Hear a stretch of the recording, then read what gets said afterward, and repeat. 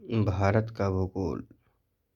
आइए दोस्तों, आज हम लोग भारत के भूगोल का विस्तार से अध्ययन करते हैं। सबसे पहले हम भारत के नामकरण के बारे में अध्ययन करेंगे। जैसा कि आप सभी लोग जानते हैं कि भारत के बारे में अलग अलग लोगों ने अलग अलग विचार प्रस्तुत किए हैं। तो सबसे पहले हम देखते हैं कि भारत का नामांकन किस आधार पर हुआ है। सिंधु घाटी सभ्यता भारतीय सभ्यता एवं संस्कृति की जननी मानी जाती है। वैदिक आर्यों का निवास स्थान सिंधु घाटी में ही था। इस देश का नाम ब्रह्मावर्त अथवा आर्यावर्त उत्तर भारत में निवास करने वाले आर्यों के नाम पर किया गया। ऋग्वैदिक पांच जनों में से शक्तिशाली जन भरत के नाम पर इस देश का नाम भारतवर्ष पड़ा। जैसा कि आप सोच रहे होंगे कि ये 5 जन क्या है, तो 5 जन में भारत ऋग्वैदिक काल में जैसे इस प्रकार से ब्राह्मण क्षत्रिय, तो उसी तरह से 5 जन थे, जिनमें से एक जन ने भरत एक जन था जिसमें से नाम भारतवर्ष पड़ा। वायु पुराण के अनुसार राजा दुष्यंत के पुत्र भरत के नाम पर इसका नाम भारतवर्ष पड़ा। भारत शब्द का उल्लेख सर्वप्रथम पुराणों में ही मिलता है। बौद्ध काल में इस क्षेत्र को जम्बू द्वीप संज्ञा से विभक्त किया गया था। जैसा कि आप सुनते होंगे कि मंत्र उच्चारण काल में आज भी कहा जाता है कि जम्बू द्वीपे भरतखंडे आर्यावर्ते। इस तरह से वहाँ पे जम्बू द्वीप का संबंध यूरेशिया या एशिया महाद्वीप से है। इंडिया शब्द की व्युत्पत्ति यूनानी शब्द इंडोई से मानी जाती है।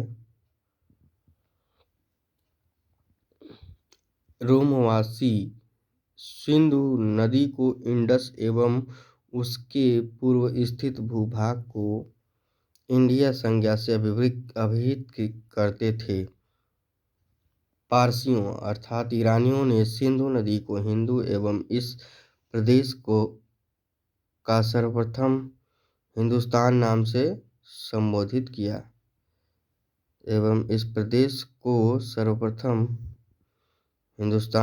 संबोधित किया।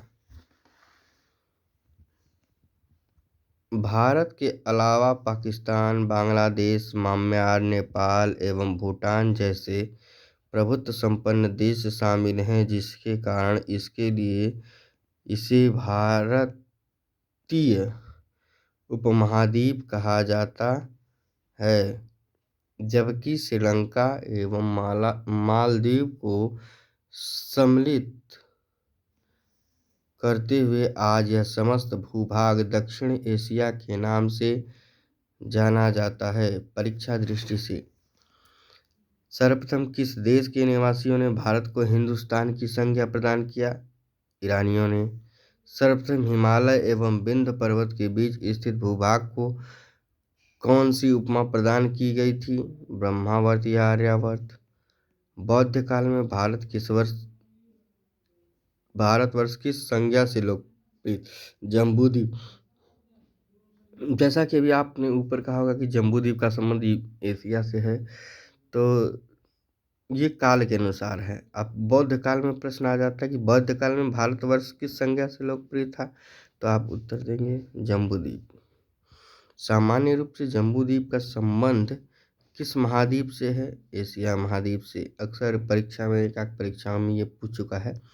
इंडिया शब्द की व्युत्पत्ति यूनान के किस शब्द से मानी जाती है? तो इंडोई। आगे चलते हैं, भारत की अवस्थिति एवं विस्तार के बारे में अध्ययन करते हैं। आगे हम लोग भारत की अवस्थिति एवं विस्तार। भारत की जो प्राकृतिक अवस्थिति है वह हिंद महासागर के उत्तरी भाग में पाई जाती है। हिंद महासागर के भारत की जो प्राकृतिक अवस्थिति है हिंद महासागर के उत्तरी भाग में पाई जाती है। इसके साथ ही यह विषुवत रेखा के उत्तर में उत्तरी गोलार्ध में दक्षिण एशियाई भाग में स्थित है। भारत की जो आकृति है वो चतुष्कोणीय है। यह दक्षिण एशिया के मध्य में स्थित है। इसके पूर्व में इंडोचीन प्रायद्वीप और पश्चिम में अरब सागर प्रायद्वीप स्थित है। भारत का जो दक्षिण विस्तार है वो 3214 किलोमीटर तथा पूर्व से पश्चिम की चौड़ाई 2933 किलोमीटर है। इन दोनों के बीच अंतर मात्र 281 किलोमीटर है। भारत की जलवायु मानसूनी जलवायु है। भारत की जलवायु मानसूनी जलवायु है। भारत का विस्तार जो उष्ण एवं उपोष्ण या शीतोष्ण दोनों कटिबंधों में पाया जाता है। भारत का जो क्षेत्रफल है वो अक्साई चीन पाकिस्तान जो पाकिस्तानी कब्जे वाला जो है और अवैध ढंग से जो चीन को दिया गया है और चीन को अवैध जिसने अक्साई चीन कब्जा कर लिया उसको मिला के 32,87,263 वर्ग किलोमीटर है, जिसमें इसमें पाकिस्तान के कब्जे वाला 78,114 वर्ग किलोमीटर क्षेत्र पाकिस्तान द्वारा अवैध ढंग से 1963 में चीन को प्रदत्त 5,180 वर्ग किलोमीटर क्षेत्र और गैर कानूनी ढंग से चीन के कब्जे वाला 37,555 वर्ग किलोमीटर का अक्साई चीन क्षेत्र भी क्या है शामिल है। जैसा कि हमने ऊपर बताया कि भारत का जो क्षेत्रफल है संपूर्ण क्षेत्रफल 32,87,263 वर्ग किलोमीटर, उसमें पाकिस्तान द्वारा जो अवैध ढंग से 1963 में कब्जा किया गया है 78,114 वर्ग किलोमीटर, चीन को जो दिया गया है वो 5,180 वर्ग किलोमीटर क्षेत्र तथा चीन के गैर कानूनी ढंग से कब्जे वाला 37,555 वर्ग किलोमीटर। आइए आगे बढ़ते हैं। क्षेत्रफल की दृष्टि से यह विश्व का 7वां सबसे बड़ा देश 2.43% है। भारत का क्षेत्रफल लगभग यूरोप के बराबर है। अगर रूस के हिस्से को छोड़ दिया जाए, यूरोप महाद्वीप में रूस के हिस्से को छोड़ दिया जाए तो यूरोप का जो क्षेत्रफल है वो भारत के क्षेत्रफल के लगभग बराबर हो जाएगा। कनाडा का क्षेत्रफल जो है का 1/3 यानी कनाडा के क्षेत्रफल का 1/3 भाग का क्षेत्रफल किसका है? भारत का। रूस का जो है पंचमांश है, यानी रूस का जितना क्षेत्रफल है तो उसका 5वां हिस्सा जो है भारत का क्षेत्रफल है। जापान का 8 गुना, जापान से ये क्या है 8 गुना है। कौन? भारत का। जितना भारत का क्षेत्रफल है उसमें 8 का भाग देंगे या कह सकते हैं कि जापान के क्षेत्रफल में 8 का गुणा करने पर भारत का क्षेत्रफल आएगा। तथा यूनाइटेड किंगडम का जो है 12 गुना है। यूनाइटेड किंगडम का क्या है? 12 गुना है। यानी भारत का क्षेत्रफल जो है यूनाइटेड किंगडम से 12 गुना बड़ा है। भारत के क्षेत्र से बड़े शीर्ष देश, यानी अगर आप अवरोही क्रम में याद करना चाहते हैं तो उसके लिए ट्रिक हमने बनाई है। रुक अर्ची बलियाचल, रुक में रूस, कनाडा, से अर्ची से अमेरिका, ची से अर से अमेरिका, ची से चीन, ब से ब से ब्राज़ील, लिया ऑस्ट्रेलिया, चल से कोई मतलब नहीं है। यहाँ पर क्या है, केवल उसको पूरा करने के लिए बना हुआ है। जबकि वही अगर आरोही क्रम के लिए आप जानना चाहते हैं तो मैं मान लीजिए मैं कौन है? भारत। अब चीयर करूँ तो अब जो है है ऑस्ट्रेलिया, ब है ब्राज़ील, ची से चीन और संयुक्त राज्य अमेरिका, करूँ क से कनाडा, र से रूस। जैसा कि आप जानते हैं कि भारत से बड़े शीर्ष देश जो हैं वो हैं रूस, कनाडा, USA, चीन, ब्राज़ील, ऑस्ट्रेलिया। उसके बाद 7वें नंबर पर भारत आता है। अब चलिए अब हम लोग करते हैं भारत की मुख्य भूमि का अक्षांशीय विस्तार 8 अंश 4 मिनट से 37 अंश 6 मिनट, उत्तरी अक्षांश और देशांतरी विस्तार 68 अंश 7 मिनट से 97 अंश 25 मिनट पूर्वी देशांतर के मध्य है। जबकि अगर भारत के संपूर्ण द्वीपों सहित अर्थात द्वीपों सहित भारत का अक्षांशीय विस्तार 6 अंश 45 मिनट से 37 अंश 6 मिनट उत्तरी अक्षांश के मध्य स्थित है। भारत के मध्य से होकर गुजरने वाली कर्क रेखा भारत के 8 राज्यों से होकर गुजरती है। अब 8 राज्य कौन हैं? आसानी से आप याद करना चाहते हैं तो पूर्व से पश्चिम के लिए एक ट्रिक है, मित्र पर गमछा झाड़। ये ट्रिक तभी काम करेगी दोस्तों जब जैसे आपको पता होना चाहिए कि एक बार याद है तब वो ट्रिक पर आप पकड़ लेंगे कि मित्र पर गमछा झाड़। गुजरात, राजस्थान, मध्य प्रदेश, छत्तीसगढ़, झारखंड, पश्चिम बंगाल, त्रिपुरा, मिजोरम। अब देखिए पूर्व से पश्चिम मित्र, मि से मिजोरम, त्र से त्रिपुरा, प से पश्चिम बंगाल, र से राजस्थान, ग से गुजरात, म से मध्य प्रदेश, छ से छत्तीसगढ़, झा से झारखंड। कर्क रेखा राजस्थान के डूंगरपुर एवं बांसवाड़ा जिले से होकर गुजरती है। जो आप कर्क रेखा राजस्थान के डूंगरपुर एवं बांसवाड़ा जिलों से होकर गुजरती है।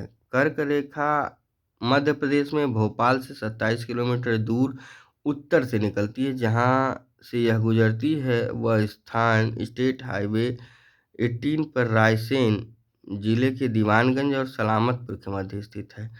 कर्क रेखा मध्य प्रदेश के रायसेन, विदिशा, सागर, दमोह, कटनी, उमरिया, शहडोल और जबलपुर जिलों से होकर गुजरती है। इसके अलावा रतलाम, उज्जैन, शाजापुर, राजगढ़, सीहोर, भोपाल है। राजस्थान में कर्क रेखा के सबसे दूर स्थित जिला मुख्यालय श्रीगंगानगर है। राजस्थान में कर्क रेखा के सबसे नज़दीक स्थित जिला मुख्यालय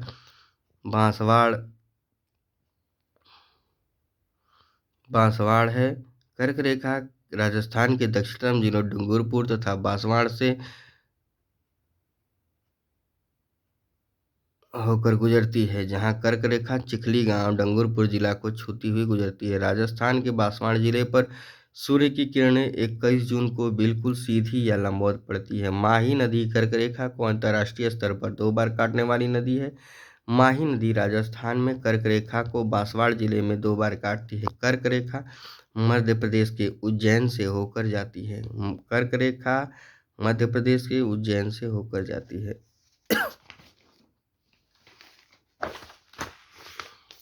अब कर्क रेखा पर निकटतम स्थित शहर भोपाल, मध्य प्रदेश, जबलपुर, उज्जैन, रांची, गांधीनगर, आइजोल, अगरतला, कोलकाता, रायपुर, जोधपुर।